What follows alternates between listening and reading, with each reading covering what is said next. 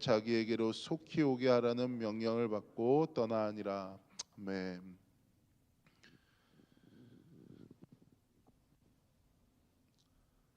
오늘 본문을 함께 살펴보면 오늘 본문에는 두 가지 그룹의 사람들이 등장함을 발견합니다. 오늘 이 두 가지 사람들을 함께 살펴보면서 우리 오늘 말씀을 통해 하나님께서 우리에게 주시는 마음을 좀 헤아려 보기를 원합니다. 설교를 시작하면서 오늘 본문을 좀 살펴보기를 원하는데 오늘 본문도 동일하게 사도 바울이 전도 여행을 떠났을 때를 배경으로 하고 있습니다. 본문이 사실은 어제서부터 이어지는 17장 1절부터 살펴보게 되면 훨씬 더 지금 어떤 일이 일어나고 있는지를 이해하기 쉬운데 1절부터 살펴보자면 바울은 지금 데살로니가라는 지역에서 전도를 하게 되어지고 또 오늘 말씀 후반부에 나오는 것을 보게 되면 베레아라는 지역에 가서 동일하게 하나님의 말씀을 전하고 있습니다. 그래서 오늘 말씀은 4절부터 읽기는 했지만 지역적으로 어떤 일이 일어났는지를 보면 데살로니가라는 곳에서 복음을 전하다가 바울이 겪게 되는 일과 베레아에서 복음을 전하다가 바울이 겪게 되는 일들을 기록하고 있고 그 데살로니가 지역에서 만난 사람들의 첫 그룹과 그리고 베레아에서 만난 사람들의 그룹에 대한 이야기가 오늘 17장의 주된 이야기가 됨을 우리는 알 수 있습니다. 17장 1절을 참고하시고 또 10절을 참고하시면 만났던 그룹에 대한 제대로 된 정보를 알 수 있는데 이것을 바탕으로 한 절 한 절 좀 살펴보기를 원합니다. 우선 이 두 그룹의 공통점이 있다면 이들은 모두 바울이 전하는 복음, 즉 예수님에 관하여 어떠한 분이신지, 예수님이 어떠한 일을 하셨고 예수님이 지금 이들을 위해서 무슨 일을 하고 계시는지를 들었다라는 것입니다. 바울은 데살로니가에서도 베레아에서도 그가 하던 그 관습대로 그가 항상 하던 대로 예수가 그리스도이심을 전하는 것을 우리는 알 수 있습니다. 그 이야기를 들었을 때 사람들의 반응이 어땠는지가 오늘 본문에 나오게 되어지는데 이들의 반응은 너무나도 상반되어 있음을 우리는 발견할 수 있습니다. 우선 데살로니가에 있는 유대 사람들을 좀 살펴보도록 하겠습니다. 17장 5절부터 9절까지의 말씀을 함께 살펴보면 17장 5절부터 9절은 바울이 전하는 복음을 듣고 난 뒤에 데살로니가 사람들, 조금 더 정확하게 말하면 데살로니가라는 지역에 살고 있던 유대인들의 반응을 기록하고 있습니다. 5절을 보니 그러나 유대인들은 시기하여 저자의 어떤 불량한 사람들을 데리고 때를 지어 성을 소동하게 하여 야손의 집에 침입하여 그들을 백성에게 끌어내려고 찾았으나라고 이야기하면서 바울과 실라가 머물고 있던 야손이라는 집에 쳐들어가서 그들을 잡아내려고 시도합니다. 하지만 바울과 실라를 찾지 못하게 되자 바울과 실라를 그 집에 머물게 해 주었다라는 이유로 야손과 그 친구들을 끌어내서 그 사람들을 어렵게 하고 그 사람들을 고생시키는 일이 5절부터 9절까지의 말씀에 기록되고 있습니다. 이들은 바울을 시기하고 때를 지어 다니면서 바울뿐만이 아니라 바울과 함께 다녔던 모든 자들을 못살게 굴었습니다. 이런 행동으로 미루어 볼 때 데살로니가의 유대인들은 바울의 복음을 달가워하지 않았다라는 것을 오늘 본문을 통해 우리는 알 수 있습니다. 놓치지 말아야 하는 사실은 이들이 유대인이었다라는 사실입니다. 사도행전 저자는 이들의 정체가 데살로니가의 사람들이 아니라 데살로니가에 살고 있던 유대인이었다라는 것을 의도적으로 기록해 놓으면서 유대인들이 어떠했는지, 유대인들이 사실은 어떠한 사람들이었는지에 대해서 우리로 하여금 생각을 하게 합니다. 유대인들이 누구였는지를 생각해 보면 이들은 사실 성경에 대해서 너무나도 잘 알고 있었던 사람들입니다. 성경에 대해 너무나도 잘 알았기 때문에 율법을 밤낮으로 외우고 그 율법을 행하며 살았던 사람들입니다. 성경에 대하여 잘 알고 있는 사람들이다라는 사실을 바꿔 얘기한다면 구약에 나온 하나님의 말씀을 통해 예언된 예수님과 그가 장차 겪게 되실 예수님의 그 순환에 대해서도 너무나도 잘 알고 있었다라는 뜻입니다. 그러니까 그만큼 이 사람들은 성경에 대해 잘 알고 있는 사람들이었고 그 사람들이 유대인이었습니다. 그러니 바꿔서 생각해 보면 데살로니가 사람들의 문제는 성경에 대한 지식의 부족이 아니었습니다. 말씀을 대하는 그들의 마음이 닫혀 있었다라는 것이 그들이 겪고 있는 어려움이었습니다. 그들은 이미 메시아는 이런 분이어야 한다라는 생각을 가지고 있었습니다. 그래서 십자가에 못 박힌 예수님께서 그들의 메시아가 되어진다라는 사실을 받아들이기가 너무나도 어려웠습니다. 그래서 그들은 신앙적으로는 나는 하나님을 믿고 우리는 하나님의 자손이고 하나님의 자녀다라고 이야기하면서도 결국에는 자신들이 믿는 하나님이라 함은 성경에 나와 있는 우리를 너무나도 사랑하셔서 그 독생자를 보내서 십자가에 달리게 만드신 그 하나님의 사랑을 발견하고 믿는 것이 아니라 그들이 만들어 놓은 하나님, 그들이 정의 내린 하나님, 그들의 마음 가운데 가두어둔 하나님을 믿는 신앙이었습니다. 그 결과 그들은 바울을 시기하고 그의 사역을 방해하고 폭동을 일으킵니다. 그리고 오늘 말씀 후반부에 보면 그들은 데살로니가에서만 이런 일을 했던 것이 아니라 바울이 데살로니가에서 복음을 전하는 것이 어렵게 되어지자 베레아로 가서 복음을 전하게 되어지는데 그곳까지 찾아가서 바울을 방해하는 열정과 열심을 보여줍니다. 사실 엄청나게 대단한 일입니다. 그 당시에 그 거리를 옮겨서 다니면서 누군가를 그렇게 쫓아다니거나 아니면 자신이 옳다고 하는 일을 다른 지역에까지 가서 행하고자 하는 것들이 굉장한 열심이고 굉장한 열정을 가지고 있어야 가능했었던 일이지만 사실 그들이 가진 종교적 열심이 대단했다 할지라도 이들은 사실 진리를 깨닫지 못하는 사람들 뿐이었음을 우리는 오늘 말씀을 통하여 발견할 수 있습니다. 이들이 마음 가운데 자신들이 정의 내리고 있었던 메시아, 예수님은 이러면 안 된다. 하나님이시라면 이런 메시아를 보내시면 안 된다라고 가지고 있었던 그 고정된 생각을 바꿔서 이야기해 보면 사실은 그것은 선입견이 되어질 수 있을 겁니다. 이렇게 선입견에 갇혀 있는 마음은 우리의 마음을 좁아지게 만들고 결국엔 그 마음은 우리로 하여금 진리를 거부하게 만듭니다. 우리 또한 신앙생활을 하면서 선입견과 고정관념에 사로잡혀 있을 때가 너무나도 많습니다. 저 사람을 통하여 하나님이 일하실 수 없을 것이다. 아니면 저 사람이 어떤 행동을 하기 전까진 하나님은 분명히 일하지 않으실 것이다. 이 정도 교회면 아니면 뭐 이 정도 신앙생활 했으면 아니면 이 정도 생활 여건이 되는 사람들이라면 이 정도 수준으로는 예배해야 하나님께서 예배를 받으시겠지. 교회라면 이래야지 라는 말들을 우리가 할 때가 있습니다. 사실 여러분 이 말 속에 무엇이 들어있냐 하면 내가 생각하는 하나님의 한계, 내 경험으로 만든 가능성의 벽들이 들어 있습니다. 하지만 성경에서 증언하는 하나님은 여러분의 생각과 여러분의 선입견과 여러분의 고정관념에 갇혀 계시지 않습니다. 하나님께서는 몸을 팔던 창기를 통하여서도 일하셨고 하나님께서는 그 몸을 통하셔서도 예수 그리스도를 이 땅 가운데 보내시고 하나님께서는 십자가에 예수님을 달아 돌아가시게 하시면서 사람들이 모두가 끝났다라고 생각하는 그 순간에도 승리를 준비하고 계시는 하나님이셨습니다.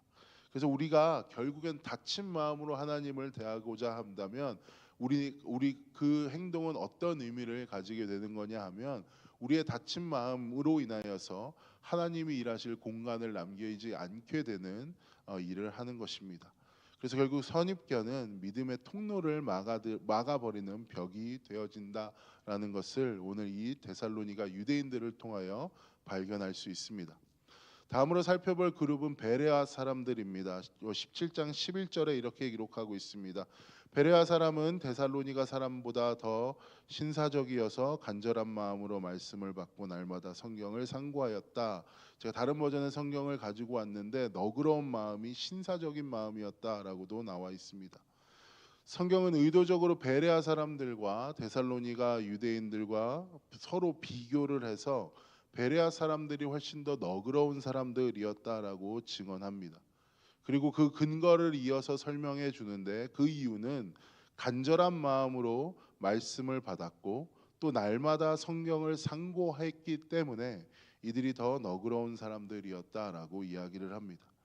여기서 말하는 간절한 마음은 감정적으로 뭔가 타올라서 뜨거운 상태를 말하는 것이 아닙니다. 오히려 기꺼이 하려는 마음, 열정적인 의지, 열린 자세를 의미합니다. 그래서 오늘 방금 말씀드린 데살로니가에 있는 유대인들이 가지고 있던 선입견이라는 것에 대입해서 이야기해 보면 베레아 사람들은 말씀을 들을 때 예수님은 이래야 한다, 하나님은 이래야 한다라는 결론을 정해 놓지 않았습니다. 이건 틀린 거다. 우리가 늘 듣던 설교, 우리가 늘 듣던 말씀, 익숙한 것들이 맞지라는 선입견이 없이 하나님이 정말 나에게 이 시간 나를 통하여 말씀하신다면, 나에게 말씀해 주신다면 나는 받아들일 준비가 되어 있다. 내가 틀릴 수도 있다라는 것을 인정할 준비가 되어 있던 마음을 가지고 있었던 것입니다. 이처럼 간절함은 감정에 대한 영역이 아니라 표용성과 얼마나 내가 그것을 포용할 수 있느냐에 대한 포용성과 진정성의 태도입니다. 그리고 이어서 나오는 상고한다라는 뜻을 살펴보면 이는 조사하다, 신문하다, 자세히 따져보다라는 뜻입니다. 이 단어는 때로는 법정에서 쓰는 용어로도 쓰입니다. 우리가 누군가를 신문하거나 검토하거나 할 때 이러한 단어를 썼습니다. 즉 베레아 사람들은 무조건 믿은 것이 아닙니다. 성경의 근거를 가지고 확인하고 검증하고 또 그에 따른 질문을 했다라는 것입니다. 이들의 신앙은 맹목적인 것이 아니라 성경 중심의 비판적 사고를 가졌던 것을 우리는 발견할 수 있습니다. 그러니까 쉽게 말해보면 베레아 사람들은 그럴 리 없다라고 하면서 메시지를 거부하지도 않았고 그럼 그렇지라고 생각하면서 무턱대고 믿지도 않았다라는 것입니다. 그들은 그 이야기를 들었을 때에 성경이 정말 그렇게 이야기하는 것인가 하고 날마다 살폈습니다. 여기에서 이 베레아 사람들을 통하여 우리는 믿음이 무엇인가를 다시 한번 발견할 수 있습니다. 믿음이라는 것은 생각을 덮어두고 맹목적으로 믿는 것이 아닙니다. 그러다가 못 믿겠으니 나는 떠나겠다라고 하는 것도 아니고 질문이라는 생각이 들었을 때에 감히 내가 의심을 할 수 있다니, 내가 감히 의심을 하다니라는 죄책감으로 인하여서 차오르는 궁금증을 덮어버리는 것도 신앙이 아닙니다. 믿음은 하나님의 말씀 앞에서 더 깊이 생각하는 근육을 기르는 것입니다. 그런 훈련을 해내는 것입니다. 그래서 말씀을 사모한다라는 것은 사실 여러분들이 이 자리에 앉아서 설교를 듣는 것만으로 채워지지 않습니다.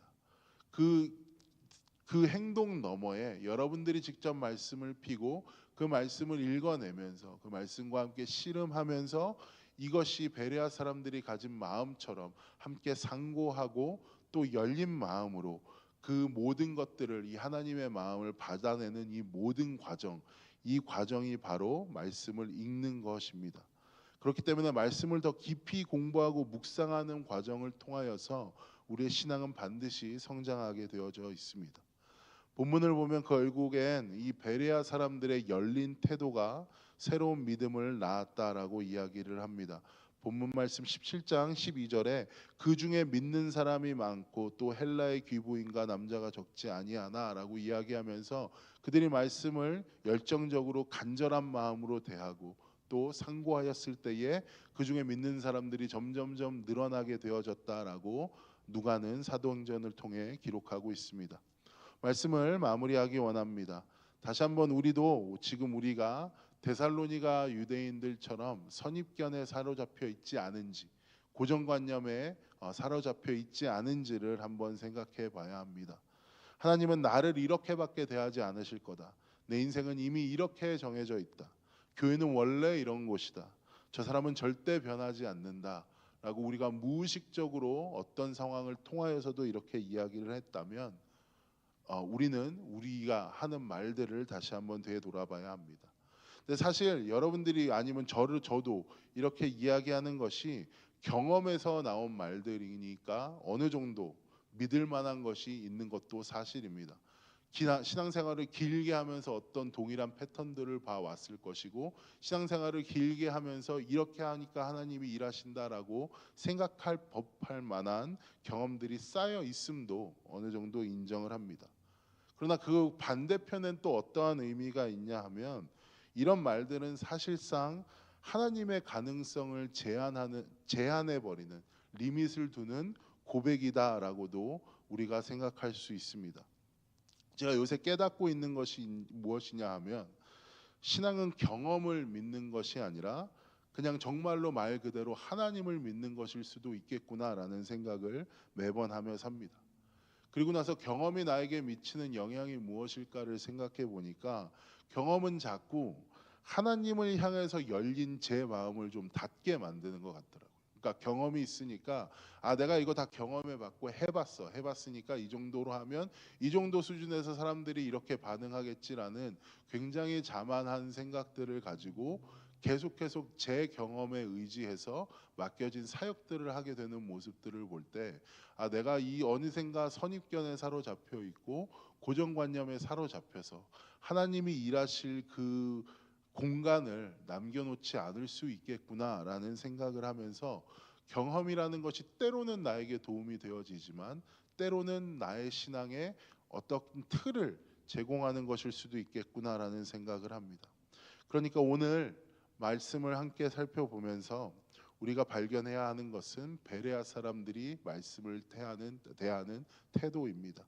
열린 마음으로 계속해서 상고하면서, 그러면서 하나님께서 우리에게 그러한 필요한 가르침을 묵상하는 가운데, 상고하는 가운데 주실 것으로 믿으면서 그 말씀의 능력으로 휩싸여져서 하루를 살아가는 우리가 되기를 소망합니다. 제가 기도하겠습니다. 사랑과 은혜의 주님, 아버지, 두 부류의 사람들을 만났습니다. 데살로니가에 있는 유대인들과 베레아 사람들을 만납니다. 이들은 똑같은 말씀을 읽습니다. 똑같은 복음을 듣습니다. 하지만 그 복음을 대하는 태도와 자세가 너무나도 다르기 때문에 너무나도 상반된 일을 합니다. 두 그룹 다 열심이 있습니다. 두 그룹 다 열정이 있습니다.